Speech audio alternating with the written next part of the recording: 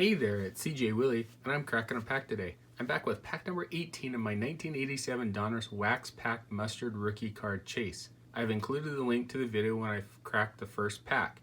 In the video, I explain what I'm chasing. Let's take a look at my nifty checklist to see what we've pulled as we crack all these mustard packs. So far, I've pulled a Bo Jackson, 2 Mark McGwire, 1 Ruben Sierra, Bobby Bonilla, Jamie Moyer, Barry Larkin, Kevin Brown, and I've only pulled 2 consolation cards, Pete Incaviglia and Mitch Williams. As usual, after I've cracked the pack, I'm going to choose the best card of the pack. Doesn't mean it has to be a rookie, superstar, Hall of Famer. It can literally be a goofy photo, something interesting about the player, or maybe some memory I had of the player from the 1980s. Let's get to cracking this pack.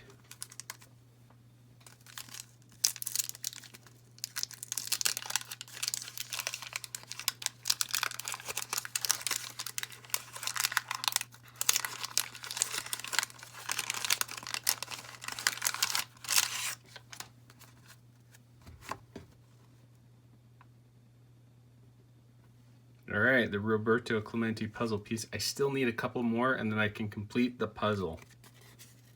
First up is Hall of Famer Harold Baines of the Chicago White Sox. Baines had a pretty good career. He was what you would call a compiler, and somehow he made it into the Hall of Fame.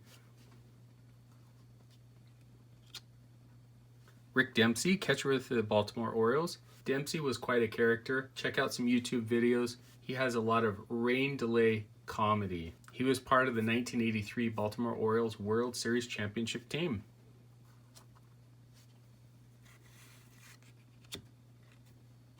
The rated rookie in the pack is Bruce Fields, outfielder with the Detroit Tigers. Fields didn't really last in the major leagues, bounced around a ton in the minors. He was what you'd call a quad A player.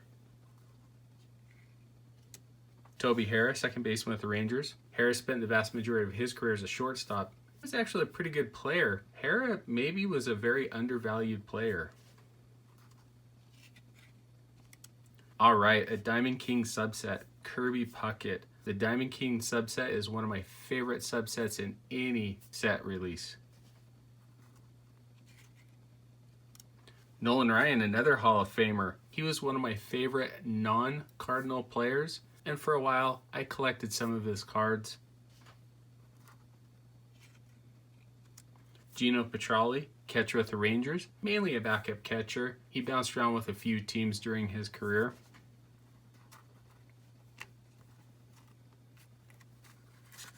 Messing with my piles a little bit here. Bob Brenly, catcher with the Giants. Brenly spent most of his career with the Giants, starting sometimes mainly the right-handed hitting platoon. Later on became a manager.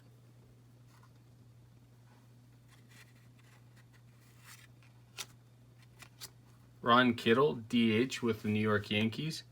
Kittle came up with a ton of promise. Rookie of the Year with the Chicago White Sox. Hit a lot of home runs, but he also struck out a ton. After 2 great seasons to start out his career, he bottomed out.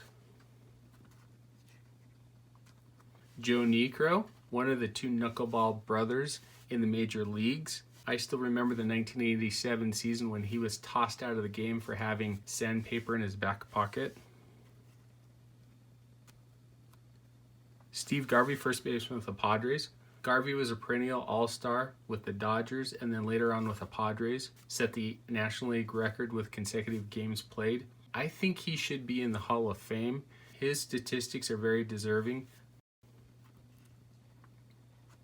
Mike Brown, pitcher with the Mariners. Brown bounced around as a spot starter and middle inning reliever.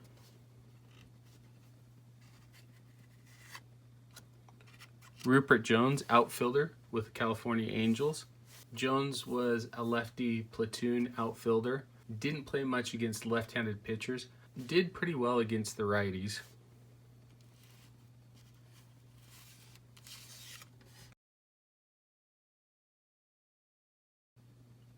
Okay, our second Diamond King subset, Fred Lynn of the Baltimore Orioles. Lynn I will always remember for hitting the Grand Slam in the 1983 All-Star Game off Atlee Hammaker, the only Grand Slam that's been hit in the All-Star Game thus far.